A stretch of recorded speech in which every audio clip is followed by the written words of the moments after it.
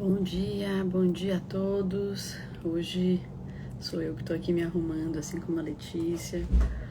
Amanhã tá correndo e, enfim, a gente precisa começar, não é mesmo? Nossa ideia hoje é conversar um pouquinho sobre métodos e quem leu a nossa propaganda ali dessa live pensou, método do quê?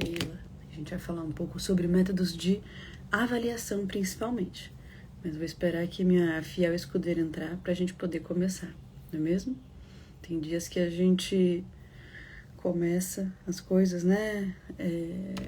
Eu brinco que a gente troca o pneu do carro com o carro andando.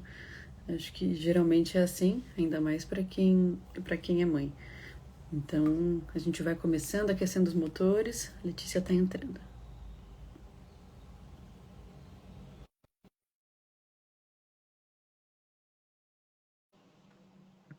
Deve estar entrando aqui e a gente vai conversar então um pouquinho sobre esses famigerados métodos que envolvem, dentre Bom outras questões, a dia. avaliação. Bom dia, Letícia, tudo bem? Bom dia, tudo, e você? Mulher, na humilhação aqui, falei que hoje estou eu me arrumando aqui na frente. Então, eu trouxe tudo pra me arrumar, porque eu tô com um brinco ainda pra botar, o colar se embolou. Isso porque eu tinha separado ontem à noite, pra deixar tudo pronto, porque eu ouvi você falando, a gente vai trocando o carro com o pneu com o carro andando, como sempre, até isso tá embolado. Pois é, mesma coisa por aqui, nada diferente. Daqui a pouco a gente tá falando daqueles vídeos de se arrumar com as pessoas. Não, Deus me livre. Mas, não, mas a Aí eu questão é, rasgo meu nada diploma. planejado, muito pelo contrário, com muita vergonha daquilo, sem anunciar nada. Não te rasgo o diploma, né? Exatamente, rasgando o diploma, mas é isso que vai acontecer porque a vida real é assim, né? E você ainda está rouca. Mas você já viu, já acho que já é a terceira semana, o outono intensificou na tentativa de passagem para o inverno e eu tô no meio da passagem também, né? Do gripa para não gripa. Mas Bom, é mas fazer o vamos quê? lá, turma, coragem. Vamos falar sobre sono. Bom dia a Além. Oi, todos, Jana, bom bom dia a dia. todas, bom dia. Nossa Exatamente. ideia hoje é conversar um pouquinho sobre métodos e estava falando com o pessoal que quem olhou a divulgação da live pensou, método do quê? É. Né? Método do quê? E a gente entendeu, na verdade, que a gente vai falar um pouquinho sobre métodos de avaliação, né, Uhum, Letícia? uhum. Eu acho que dentro das meus bordões, né, vamos dar um passinho para trás para dar dois para frente.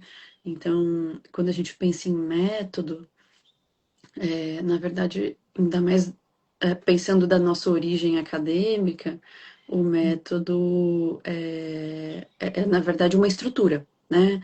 É uma estrutura, uma experimentação de uma estrutura, buscando, obviamente, nosso objetivo final. Então, o método não é receita de bolo, método não faça nesse passo a passo e tudo estará resolvido. Método é, peraí, dentro de um protocolo de pesquisa, né, do aspecto metodológico em que eu avalio participantes, estrutura, método, forma de análise, enfim, procedimento, como que a gente pode, de alguma maneira, dialogar ali sobre as famigeradas avaliações voltadas para as questões de sono na infância, né, Letícia?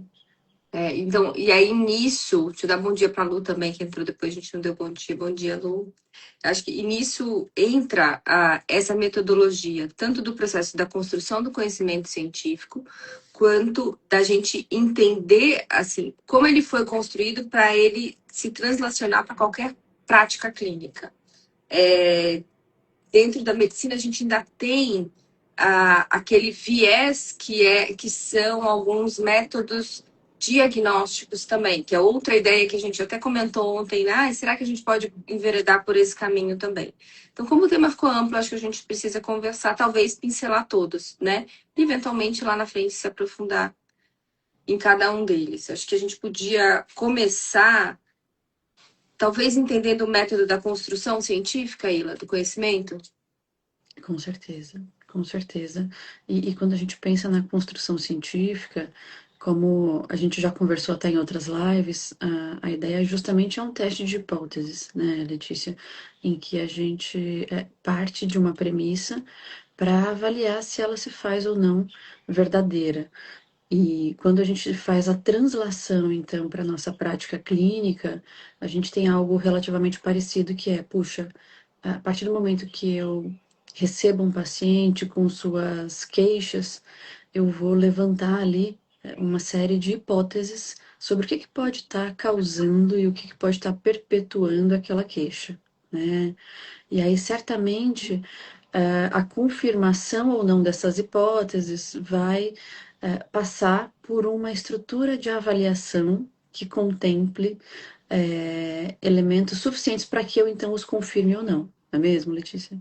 Então, e o ponto mais importante, eu acho, nessa história é a gente conseguir tirar da frente alguns vieses naturais do comportamento humano, né? Seja no paciente, seja na gente como profissional. Existe um viés que eu acho o viés um dos mais perigosos quando a gente está na prática clínica, que é o tal do viés de confirmação. Eu tenho uma verdade absoluta na cabeça e eu quero confirmar aquilo ali ou não. E aquela verdade, quando a gente está falando de ah, áreas do conhecimento que são multidisciplinares. Aí, por exemplo, eu posso falar, vamos falar do sono, que o sono é a nossa grande área multidisciplinar. Eu posso ter alguma crença muito específica em alguma coisa que não é da minha área, por exemplo, é da área da psicologia, eu acredito naquilo piamente e vou tentar ou não confirmar eu como médica, ou você como psicóloga vai também tentar confirmar alguma coisa que, bom, eu acho que é isso, porque eu vi. Assim, você tem um conhecimento nessa área, por exemplo, eu acho que é sempre bom a gente dar exemplo para tangenciar isso para as pessoas, né? Para deixar tangível. Talvez você, na tua percepção, você está acompanhando um paciente, você acredita que ele tenha um distúrbio específico, ou do movimento, ou respiratório, algum específico, mas você tem certeza que tem. Só que a tua avaliação clínica para isso é diferente da minha avaliação clínica para isso. Eu levo em consideração alguns fatores. Por quê? Porque na minha estrutura educacional, eu aprendi alguns fatores. Só que você tem certeza que é aquilo, né? E aí você vai lá e fala para a família que é aquilo. E aí quando o paciente chega para mim, pô, talvez não seja aquilo, falta critério, tal, tal, tal, eu tenho que levar isso em consideração, aquilo, parará, parará. O inverso também pode acontecer. Eu posso achar que aquilo que está acontecendo é um quadro, olha, isso aqui é ansiedade, tem como, não tem isso, ou essa ansiedade é besta, é boba, não faz sentido, ou seja, até eu subjugar uma queixa que está ali na frente, né? E o que eu vou fazer? Eu tenho um viés de confirmação tão grande dentro de mim que se você profissional não me confirma, vai para o outro. Não valida, valida para o outro. Então, isso é um exemplo na prática clínica, mas que isso pode acontecer na estruturação do conhecimento também. Até o Você próprio sabe, pesquisador tem um grande viés de confirmação, né? tem um artigo que eu gosto muito, foi, enfim, uma vez que eu fui para um congresso bem grande fora daqui, que tem um grupo de pesquisa, se eu não me engano, na Noruega, que estuda muito alguns aspectos relacionados a o que faz um terapeuta mais ou menos, digamos assim, efetivo. Né? E claro, esse tipo de pesquisa é super complexo de se fazer, tem muitas variáveis, são estudos correlacionais e não de causalidade, mas tem um artigo que eu gosto muito do título dele, que é Se ame como pessoa, se questione como terapeuta. Né? E acho que ele poderia ser transposto para a vida acadêmica ou para a prática de um médico também, né, Letícia? Então, eu gosto porque, assim, olha, reconheça e se valorize como sujeito, mas quando você está ali diante de um paciente ou diante de uma pesquisa, não trate as informações como verdades absolutas. E aí a abertura para isso é fundamental. Então, acho que dentro do que você está trazendo do viés de confirmação, se eu olho para as informações como verdades absolutas, eu posso escorregar muito mais, né, em algumas armadilhas. Então, se questionar como terapeuta, se questionar como pesquisador, nada mais é do que não compre as verdades como sendo absolutas, né? Se mantenha observador. E na Uhum. psicologia, a gente tem muito esse treino da observação, né? Uma observação que tem que ser separada do julgamento. Né? Então, julgar, na verdade, pressupõe colocar ali algum tipo de adjetivo no que eu estou olhando. Enquanto observar, na verdade, gira em torno de descrever o que eu estou olhando, sem colocar nenhum tipo de adjetivo, não é mesmo? E eu acho que a gente tem esse treino muito mal estabelecido como pessoa. Né? Então, eu já falaria, Letícia, que óculos lindo. né? Já estou colocando aqui uma característica diferente de falar, Letícia está com óculos vermelho, relativamente retangular, né? E aí, quando eu já coloco que óculos lindo, eu muitas vezes já me amarro com uma série de questões que me impedem, inclusive, de pensar no que poderia ser melhor a se conduzir ali nessa situação. E aí você sabe que o treino da medicina é um treino oposto. É completamente oposto. Porque a gente é treinado, primeiro para salvar vidas, né? Então, eu não posso abrir mão de muito tempo durante, por exemplo, uma emergência médica. Então, eu tenho uma emergência médica, eu tenho que ter alguns algoritmos muito prontos na cabeça, de probabilidades, para julgar o que é mais provável estar acontecendo. Inclusive, nossas provas são assim, são construídos vários fluxogramas que a gente precisa saber a certeza, se não for isso, vai para isso, se não for isso, vai para isso, quase que um fluxograma computacional, mas que ali a gente também tem que colocar a nossa humanidade, porque senão a gente botaria uma máquina ali, hoje em dia, ainda por cima, é o que as pessoas acham que conseguem fazer, tic, tic, tic, tic. Mas a gente ainda tem que dar uma pincelada de humanidade, arredondar essa curva. Então, o nosso treino dentro da medicina é um treino para o outro lado. E aí, se você pegar, mas a medicina não é só emergência. Realmente, a medicina não é só emergência, né? Mas no nosso processo de aprendizado, a gente sabe que quanto mais a gente usar o nosso sistema límbico, quanto mais a gente usar nossas emoções, mais intensa aquele aprendizado vai ser, porque a gente conectou mais áreas, a gente associou emoção àquilo ali. E o momento em que a gente fica mais intenso são os momentos de urgência, emergência, cirurgias e, né, coisas que exigem decisão rápida, e para decidir rápido eu preciso rotular muito rápido, né? Então, dentro para os médicos, tem esse grau de dificuldade porque a gente não tem esse treino, né? E é por isso que eu acho que é importante quando a gente fala de método em patologias que são, voltando ao que eu falei antes, multidisciplinares, a gente entender que a gente pode ter métodos de avaliação diferentes.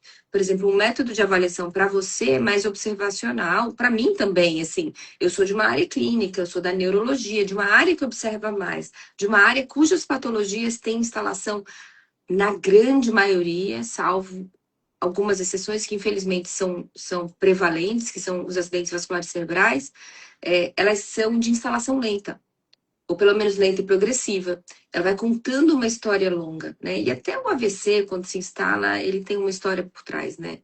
Mas na hora que ele acontece ali, ele é agudo. Fora isso, que mais uma vez é prevalente, eu não estou dizendo que o AVC não é prevalente, mas da gama de doenças dentro da neurologia, a gente tem muito mais outras patologias que são de instalação mais lenta, o que nos permite mais observação. Mas isso não é verdade na nossa construção como profissional, né? Então, eu acho que até compreender o método em cima do qual nós aprendemos, o método em cima do qual o conhecimento é estruturado.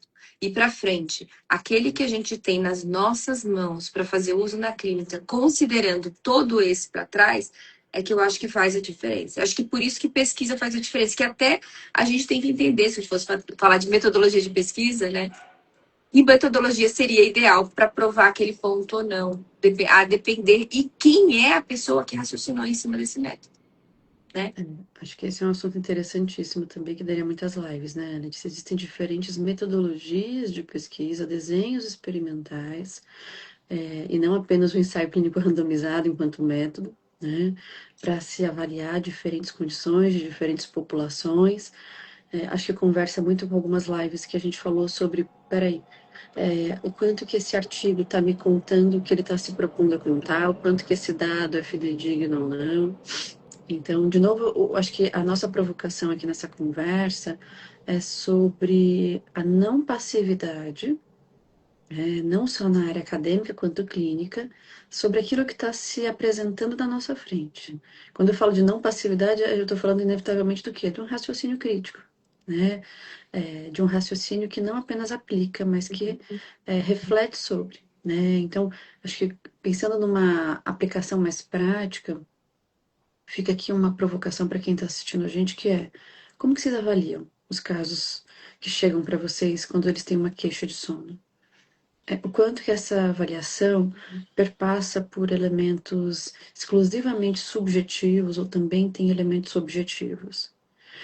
Quanto que vocês já né, empacotam ali a queixa da família, e não estou dizendo para desconfiar da família, mas o quanto que vocês conseguem ampliar a avaliação do que está sendo trazido, a fim de, talvez, como a própria Letícia colocou, desenhar melhor essa história.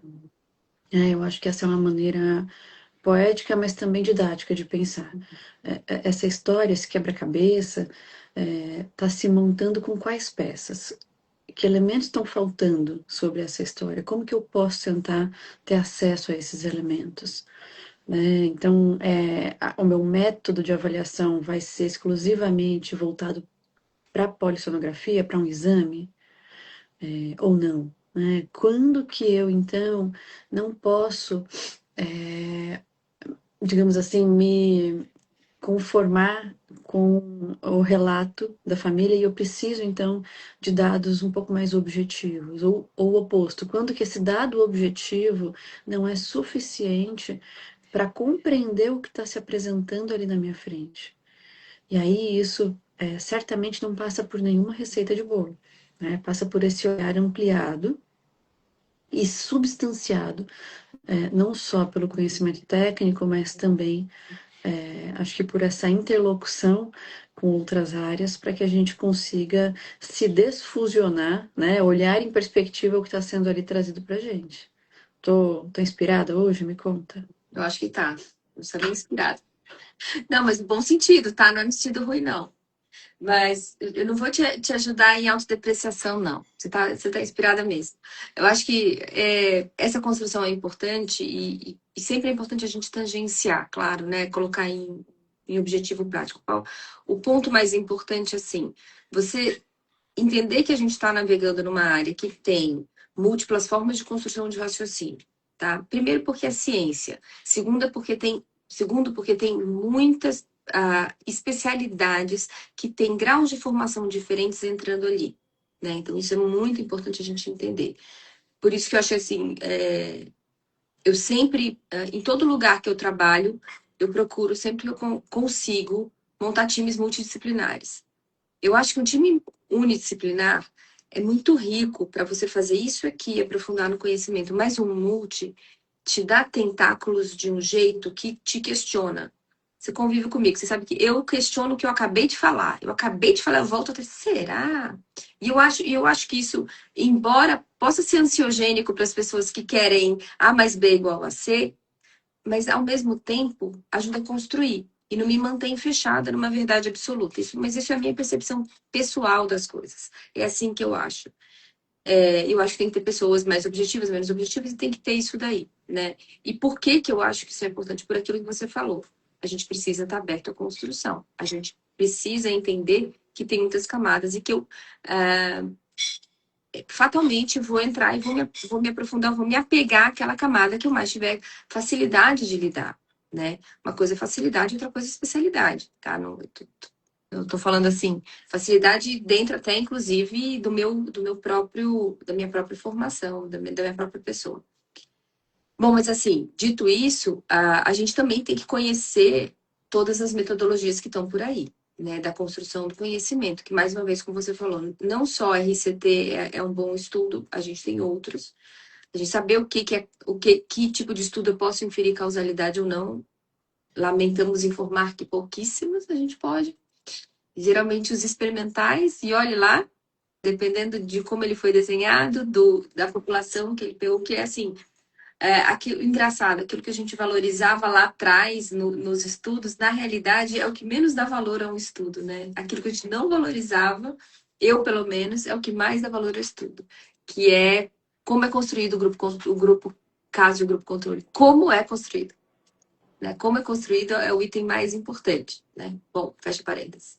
Mas então, nisso e na tua aplicação. Trazendo mais para o meu lado médico, assim, pessoal, o lado de ser neurofisiologista, os métodos diagnósticos que a gente chama dentro da medicina para eu diagnosticar alguma coisa ou para complementar uma suspeita clínica, eles, infelizmente, a gente ainda tem um enorme viés neles. Eles foram muito construídos para o adulto. Eles não foram construídos para criança. Eles não foram construídos para adolescente. Mais ainda, Quando você pensa nos métodos de avaliação de noite única de sono, que são as polissonografias e suas variações numéricas de acordo com a classificação da Academia Americana, que é pela quantidade de sensores que você tem um tipo 1, 2, 3 ou 4. Né? Eles foram pensados para apneia obstrutiva do sono no adulto. É um exame montado praticamente para uma condição única.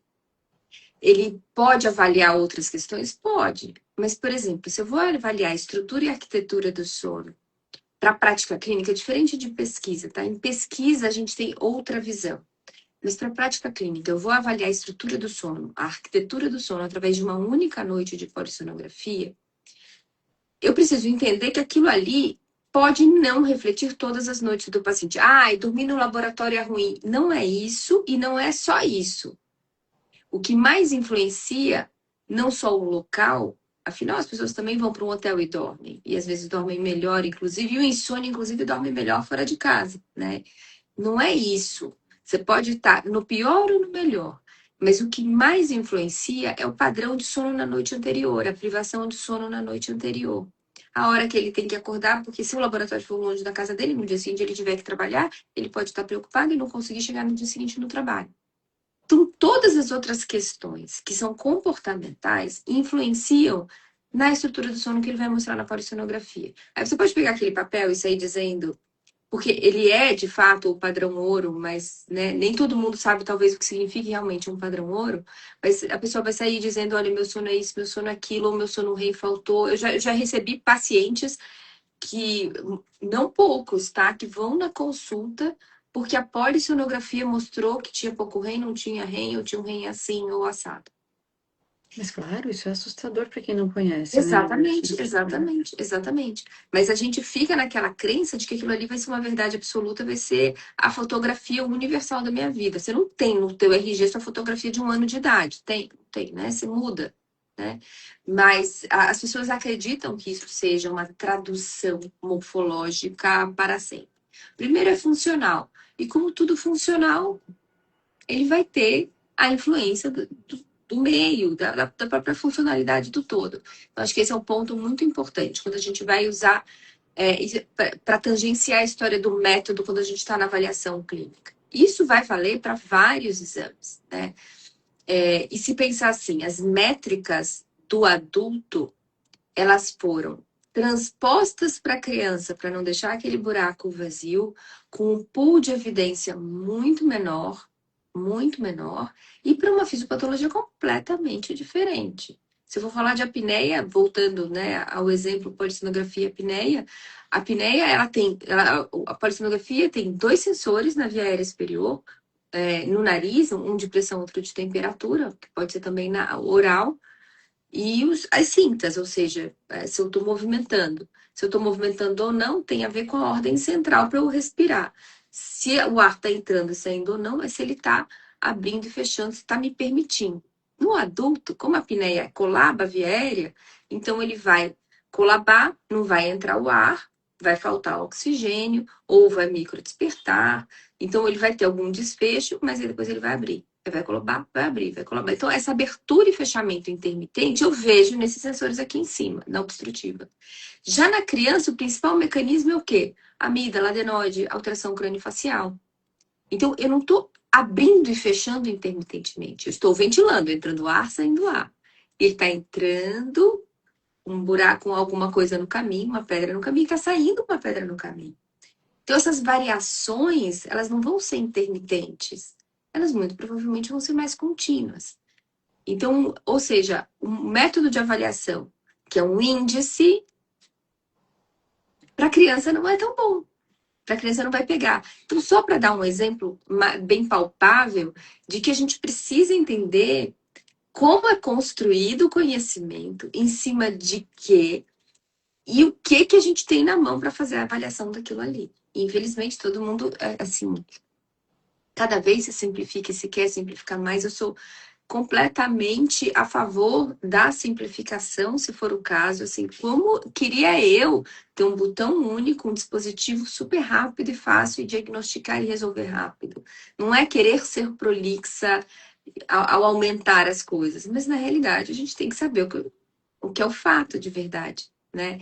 Então, infelizmente, todo mundo tendenciou a ficar, é o índice de apneia, o índice de apneia, só que não é. Não pode ser só isso, né? A gente tem uma avaliação muito capenga se a gente confia numa coisa só. Então, é só um exemplo de que, na prática, se eu for falar de método, for falar de método diagnóstico, que é o nome que a gente dá para isso, a gente também tem que entender da onde vem. É isso, Tatá, luta diária no consultório. É uma luta diária mesmo. Como é que você vai falar que, olha, ele tem apneia a respeito de um IH normal, na polissonografia, que se as pessoas pegarem é o padrão ouro, né? Então, nem todo mundo avalia com ventilação obstrutiva, por exemplo, que já é uma tentativa de melhorar isso aí, mas mesmo assim, não tem métrica, às vezes, no aparelho, para você marcar ali no exame, no aparelho de polissonografia, para você quantificar uma hipoventilação obstrutiva, né? Então, ou você não tem sensor, ou o sensor não tem Anvisa no Brasil, ou, né? Então, isso deixa a gente manco, né? E Eu, mais ainda é necessário ampliar e saber ter mais conhecimento da amplitude, né, do que aquela patologia acaba causando no dia a dia. muito bem, doutora. Então, acho que resumindo para quem chegou agora aos 48 do segundo tempo, a gente conversou um pouco sobre método e método dentro de um recorte voltado para a avaliação e uma avaliação que muitas vezes precisa caminhar para um diagnóstico, né? Ainda mais dentro da perspectiva da medicina.